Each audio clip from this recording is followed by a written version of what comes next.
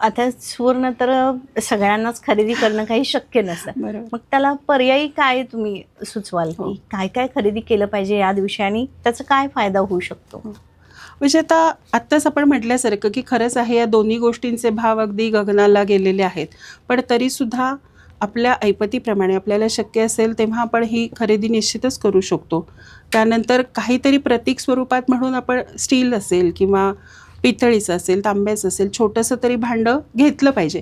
मग त्याचं मागचं कारण की या दिवशीची मिळणारी जी शक्ती आहे, ऊर्जा आहे, तर ओके. त्याचा लाभ तुम्हाला त्या गोष्टींसाठी होऊ शकतो.